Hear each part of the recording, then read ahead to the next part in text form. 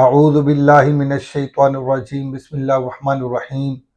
نحمدہ ونصلی ونسلم علی رسولہ النبی الکریم اما بعد فاعوذ باللہ من الشیطان الرجیم بسم اللہ الرحمن الرحیم اللہم صلی علی سیدنا و مولانا محمد وعلی آلہ وصحبہ وبارک وسلم۔ معزز طلباء و طالبات و معزز سامعین گرامی، السلام علیکم ورحمۃ اللہ وبرکاتہ۔ آج سے الحمدللہ ہم اللہ پاک کے اذن اور اس کی توفیق سے ایک نیا سلسلہ شروع کر رہے ہیں۔ یہ سلسلے کا نام ہوگا شرح کلام اعلیٰ حضرت، شرح کلام اعلیٰ حضرت، جس میں حضور سیدی اعلیٰ حضرت الشاہ امام احمد رضا خان فاضل بریلوی رحمۃ اللہ علیہ کا کلام پیش کیا جائے گا، اور اس کا ہم مختصر ترجمہ اور مختصر وضاحت پیش کریں گے۔ آج الحمدللہ ہم نے جس کلام کا انتخاب کیا ہے وہ نہایت معروف کلام ہے، اور یہ شعر کی جو صنعت ہوتی ہے، اس کی جو صنف ہوتی ہے، ایک صنعت تلمیح کہلاتی ہے۔ صنعت تلمیح وہ کلام ہوتا ہے، وہ کلام صنعت تلمیح کا حامل ہوتا ہے جو دو زبانوں پر مشتمل ہو۔ حضور سیدی اعلیٰ حضرت رحمۃ اللہ علیہ کے معتقدین میں سے دو احباب ایسے تھے جو شعراء بھی تھے۔ انہوں نے حضور سیدی اعلیٰ حضرت سے یہ عرض کی کہ جناب صنعت تلمیح پر آپ کچھ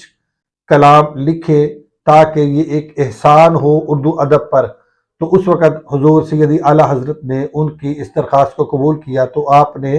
صنعت تلمیح پر یہ کلام لکھا، لم یاتی نذیرک فی نظر۔ اور صنعت تلمیح آپ کو بتایا یہ وہ ہوتی ہے کہ جس میں جو کلام ہوتا ہے وہ دو زبانوں پر مشتمل ہوتا ہے، لیکن یہاں کلام اعلیٰ حضرت نے 4 زبانوں میں لکھا۔ سبحان اللہ، یہ سیدی اعلیٰ حضرت کا ایک اعجاز ہے، یہ ان کا ایک ملکہ ہے، یہ اللہ تعالیٰ نے جو ان کو صلاحیت عطا کی ہے، یہ اس صلاحیت کا اظہار ہے، یہ خدا داد صلاحیت ہے کہ آپ نے 4 زبانوں پر مشتمل یہ کلام لکھا۔ آپ کے جو معتقدین تھے، جو شعراء تھے، ان میں سے ایک کا نام احبا تھا اور دوسرے کا نام ناطق تھا۔ احبا اور ناطق، ان دونوں کا ذکر سیدی اعلیٰ حضرت نے اپنے اسی کلام کے آخری شعر میں بھی کیا۔ آپ فرماتے ہیں، بس خامہ خام نوائے رضا، نہ یہ طرز میری نہ یہ رنگ مرا، ارشاد احبا ناطق تھا، ناچار اس راہ پڑا جانا۔ آپ فرماتے ہیں کہ یہ میرا طرز نہیں تھا، یہ میرا طریقہ نہیں تھا، یہ میرا اسلوب نہیں تھا، یوں تحریر کرنا یعنی صنعت تلمیح میں تحریر کرنا یہ میرا طریقہ نہیں تھا، اور یہ میری طرز بھی نہیں تھی، یہ میرا اسلوب نہیں تھا، یہ میرا مزاج ایسا نہیں تھا۔ بس ارشاد تھا، یعنی گزارش تھی احبا اور ناطق کی۔ تو یہ دیکھیں اعلیٰ حضرت کے کلام کا ایک یہ بھی اعجاز ہے کہ آپ نے ان دونوں کا نام بھی ذکر کیا، اور اگر اس کو اسم کے اعتبار سے دیکھیں تو پھر بھی یہ شعر باکمال ہے، اور اگر اس کو معنی کے اعتبار سے دیکھیں تو پھر بھی یہ شعر باکمال ہے۔ آپ فرماتے ہیں ارشاد احبا ناطق تھا، یعنی احبا اور ناطق کا یہ ارشاد تھا، یعنی ان کی یہ گزارش تھی کہ آپ صنعت تلمیح میں یہ کلام لکھیں۔ تو آپ فرماتے ہیں ارشاد احبا ناطق تھا، یعنی احبا اور ناطق کا یہ ارشاد تھا، ان کی یہ گزارش تھی کہ میں نے ناچار اس راہ پڑا جانا، تو مجبوراً مجھے نہ چاہتے ہوئے بھی اس راہ پر چلنا پڑا، یعنی اس طرز کو اپنانا پڑا، اور شعر کی یہ جو صنعت تھی، صنعت تلمیح، اس طرز کے اوپر مجھے یہ کلام لکھنا پڑا، ورنہ میری یہ طرز نہیں تھی، میرا یہ طریقہ نہیں تھا، طور طریقہ میرا ایسا نہیں تھا، میرا انداز ایسا نہیں تھا، یہ ان کی فرمائش تھی، تو اس لیے مجھے ناچار مجبور نہ چاہتے ہوئے بھی اس راہ پر چلنا پڑا۔ تو اگر اس کو معنی کے اعتبار سے دیکھیں، ارشاد احبا کہتے ہیں محبت کرنے والوں کو، یعنی میرے محبت کرنے والے میرے معتقدین کا یہ ارشاد تھا، ان کا یہ حکم تھا، ان کی یہ عرض تھی، تو میں نے اس کو پورا کیا۔ ارشاد احبا ناطق تھا، یعنی محبت کرنے والوں کا یہ نطق تھا، یہ کلام تھا، یہ گفتگو تھی، یہ گزارش تھی کہ آپ اس پر کلام کریں، تو پھر میں نے یہ کلام کیا۔ تو چلتے ہیں بلا تاخیر ہم بغیر وقت ضائع کیے پہلے شعر کی طرف۔ پہلے شعر کا ہم معنی کرتے ہیں۔ پہلا شعر سیدی اعلیٰ حضرت فرماتے ہیں لم یاتی نذیر کفی نظر مثلے تو نہ شد پیدا جانا، جگ راج کو تاج تورے سر سوہے تجھ کو شہید و سرا جانا۔ سیدی اعلیٰ حضرت رحمۃ اللہ علیہ آپ فرماتے ہیں لم یاتی کا معنی نہیں آئے گا یا نہیں آیا، نذیرو کا آپ کی نظیر، آپ کی مثل، آپ کی طرح، آپ کے جیسا کوئی اس دنیا میں نہیں آیا، فی نظر میں یعنی نظر میں یا دیکھنے میں کوئی آپ کی مثل نہیں دیکھا، کوئی آپ کے جیسا نہیں دیکھا۔ مثلے تو نہ شد، آگے سیکنڈ مصرع جو فارسی میں ہے، پہلا عربی میں اور یہ بھی پہلا مصرع ہی ہے، اس کا دوسرا پارٹ ہے پہلے مصرے کا، یہ فارسی میں ہے۔ اسی طرح جو سیکنڈ مصرع ہوگا وہ ایک ہندی میں ہوگا اور دوسرا اردو میں ہوگا، اس کے بھی دو حصے ہوں گے۔ مثلے تو نہ شد پیدا جانا، مثلے تو آپ کی مثل، آپ کے جیسا، آپ کی طرح کا نہ شد نہیں ہوا، یہ شدن مزد سے ماضی مطلق منفی معروف کا صیغہ ہے، نہ شد نہیں ہوا پیدا جانا، کوئی بھی پیدا نہیں ہوا، کوئی بھی عیاں نہیں ہوا، کوئی بھی ظاہر نہیں ہوا، کوئی بھی وجود ایسا نہیں جو آپ کے مثل ہو، آپ کے جیسا ہو۔ اب جانا جو ہے یہ مختلف جگہوں پر مختلف معنی میں آیا ہے، کہیں جانے کے معنی میں آیا ہے اور کہیں جاننا یعنی جاننے کے معنی میں ہے، اور کئی جگہ پر ایسا ہے کہ وہ جان کے معنی میں ہے، جانا اے جان کے معنی میں ہے۔ مثلے تو نشد پیدا جانا، آپ کی مثل، آپ کی طرح کوئی بھی پیدا نہیں ہوا۔ یہاں حضرت سیدنا حسان بن ثابت رضی اللہ تعالیٰ عنہ کا شعر یاد آ گیا۔ آپ فرماتے ہیں وَأَحْسَنُ مِنْكَ لَمْ تَرَ قَطُّ عَيْنِي وَأَجْمَلُ مِنْكَ لَمْ تَلِدِ النِّسَاءُ خُلِقْتَ مُبَرَّأً مِنْ كُلِّ عَيْبٍ كَأَنَّكَ قَدْ خُلِقْتَ كَمَا تَشَاءُ۔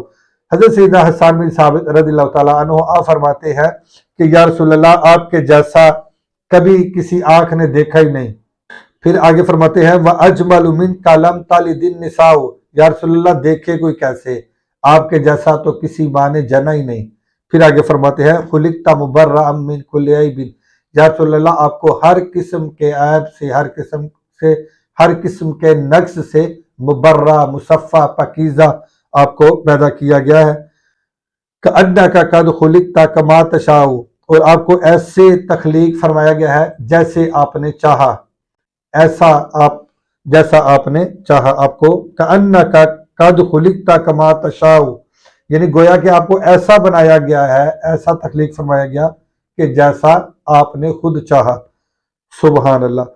تو سیدی اعلیٰ حضرت فرماتے ہیں جگ راج کو تاج تورے سر سو ہے۔ جگ کا معنی، جگ کہتے ہیں دنیا کو، جہان کو، راج کا معنی حکومت اور بادشاہی، اور تاج کو کہتے ہیں تورے کا معنی تیرے، سر سوہے کا معنی ہوتا ہے زیب دیتا ہے یا خوبصورت لگتا ہے یا جچتا ہے۔ جگ راج کو تاج یعنی اس دنیا کی، اس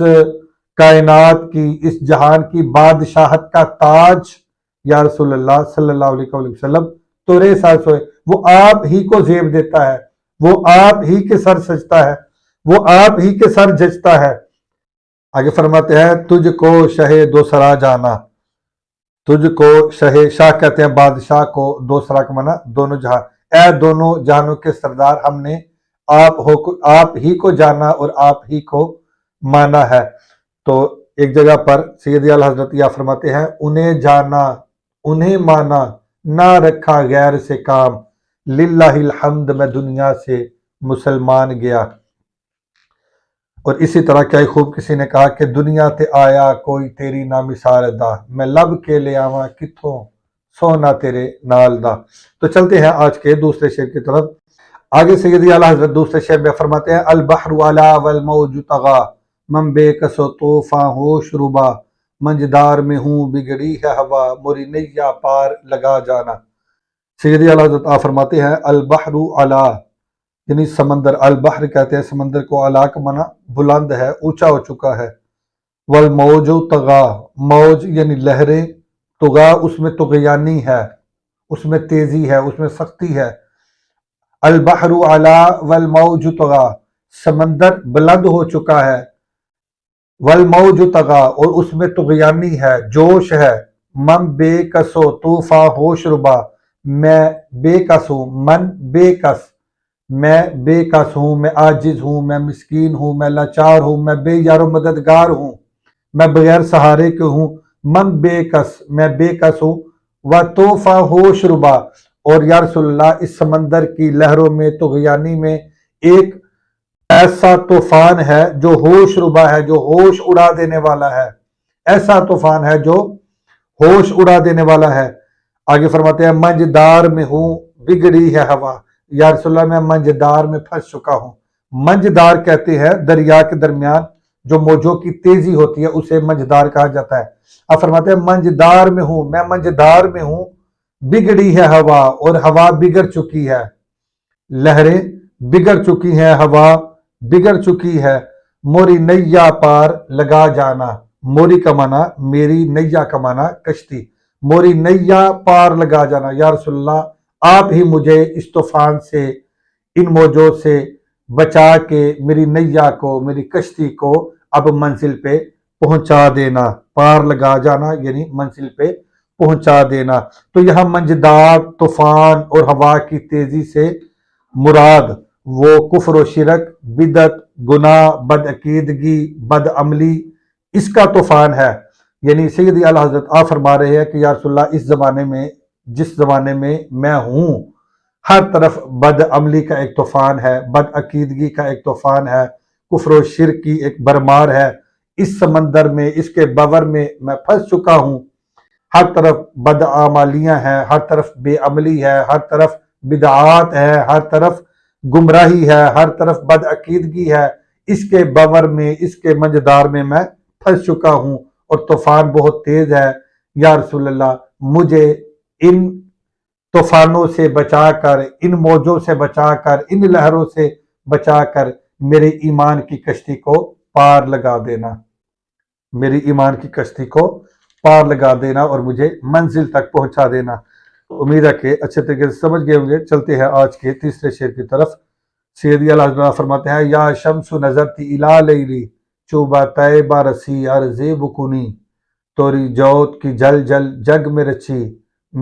موری شب نے نہ دن ہونا جانا۔ سیدی اعلیٰ حضرت فرماتے ہیں یا شمس ہو، اے سورج، شمس کہتے ہیں سورج کو، یا شمس ہو نظرتی الی لیلی، اے سورج نظرتی تو نے دیکھا، الی لیلی میری رات کو، میری رات کو، اور رات سے مراد یعنی میرے غم کو، میرے مصائب کو، میری پریشانیوں کو، میرے ہجر و فراق کو تو نے دیکھا، چوبہ طیبہ رسی، جب تو طیبہ پہنچے، جب تو شہر محبوب میں پہنچے، جب تو اس دیار یار میں پہنچے، عرض بکنی تو عرض کرنا، میری طرف سے عرض کرنا، کیا عرض کرنا، توری جوت کی جل جل جگ میں رچی، کہ یا رسول اللہ توری کا معنی آپ کی، جوت کا معنی روشنی، چمک، نور، یعنی آپ کی نور کی چمک دمک یہ پورے جگ میں رچی بسی ہے، پھیلی ہوئی ہے، اس کی جل جل کا معنی ہوتا ہے تیز روشنی یا روشنی کی شدت یا اس کی تیزی، یعنی آپ کے نور کی روشنی پورے جگ کو منور کیے ہوئے ہے، روشن کیے ہوئے ہے، تمام عالم کو روشن کیے ہوئے، اس کو سیراب کر رہی ہے۔ آگے فرماتا ہے موری شب نے نہ دن ہونا جانا، موری شب نے نہ دن ہونا جانا، یعنی میں غم کی اس تاریکی رات میں مبتلا ہوں، اور ایسی پریشانیوں میں، ایسے غموں میں، ایسے مصائب میں اور ایسے آلام میں مبتلا ہوں، اور ایسے ہجر و فراق میں پڑا ہوا ہوں کہ میری اس شب نے نہ دن ہونا جانا، یعنی دن ہونا یہ کبھی جانا ہی نہیں، دن ہونا یہ کبھی جانا ہی نہیں، یعنی مراد یہ کہ کبھی ہجر و فراق کی یہ رات کبھی ختم ہی نہیں ہوئی۔ تو یا رسول اللہ اب اس رات کو، اس ہجر و فراق کی رات کو ختم فرما کے اپنا وصل عطا فرمائے، اپنی زیارت عطا فرمائے، اپنا دیدار عطا فرمائے، مراد یہ ہے۔ یہاں اس شعر میں یا شمس نظرتی الی لیلی کہا، یعنی اور اس شعر میں مصائب کی سختی اور کثرت کی طرف اشارہ ہے، یعنی اے سورج تو نے میری رات کو دیکھا ہے، اے سورج تو نے میری رات کو دیکھا ہے، حالانکہ سورج کبھی رات کو نہیں دیکھتا، کیونکہ اگر سورج ہوگا تو رات نہیں ہوگی، اگر رات ہے تو پھر سورج نہیں۔ تو پھر یہ جو کہا یا شمس نظرتی الی لیلیا، سورج تو نے میری رات کو دیکھا، تو یہاں رات سے مراد اس سے مراد اس کے غم ہیں، اس کے مصائب ہیں، اس کی پریشانیاں ہیں، اور اسی طرح ہجر و فراق ہے، ہجر و فراق کی رات ہے، تو رات سے یہ مراد ہے۔ مراد یہ کہ میں ہجر و فراق کی ایسی تاریکی میں ڈوبا ہوا ہوں کہ اے سورج تو دیکھ رہا ہے اور تو اس پر گواہ ہے، اور یہ سارا ماجرا اور یہ سارا قصہ میرے محبوب کو جا کے سنا دینا۔ تو امید ہے کہ اچھے طریقے سے آج کے تینوں اشعار آپ نے سماعت کیے ہوں گے۔ تو آخر میں ہم حضرت مولانا علامہ محمد بلال حسین چشتی صاحب دامت برکاتہم العالیہ ان کی پیاری سی آواز میں انہی 3 اشعار کو سماعت کرتے ہیں، تو توجہ سے ان 3 اشعار کو آپ سماعت کریں۔ تو انشاءاللہ العزیز اگلے لیکچر میں اگلے مزید ہم 3 اشعار پڑھیں گے، ان کا ہم ترجمہ اور مختصر شرح کریں گے، تو پھر آخر میں تیسرا جو پارٹ ہوگا اس میں باقی 4 اشعار پڑھ کے ہم اس کو کمپلیٹ کریں گے اس کلام کو۔ تو چلتے ہیں علامہ بلال چشتی صاحب کے بعد میں یہی جو اشعار ہم نے پڑھے ان کو ترنم کی صورت میں ہم سماعت کریں گے۔ السلام علیکم ورحمۃ اللہ وبرکاتہ۔ لم یاتی نذیر کا فی نظر، لم یاتی نذیر کا فی نظر، مثل تو نہ شد پیدا جانا، جگ راج کو تاج تورے سر سوہے، جگ راج کو تاج تورے سر سوہے، تجھ کو شہید و سرا جانا۔ البحر علا والموج طغى، البحر علا والموج طغى،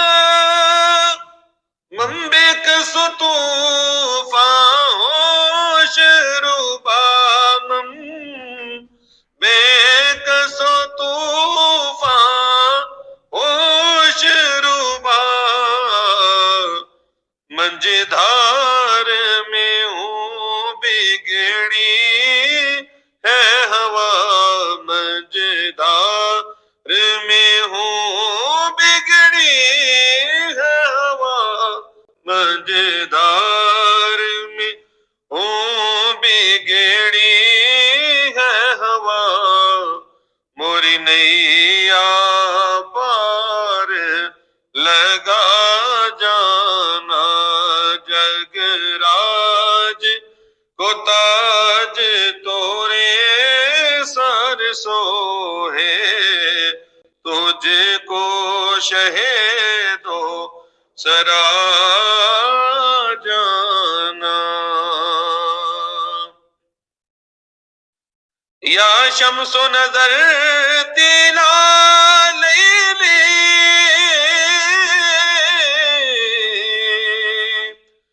یا شمس و نظر تیلا لیلی، کیوں بت برسی عرض بکنی، توری جوت کی جل جل جگ میں رچی، مری شب نے نہ دن ہونا جانا، توری جوت کی جل جل جگ میں رچی، مری شب نے نہ دن ہونا جانا، جگ راج کو تاج تورے سر سوہے، تجھ کو شہید و سرا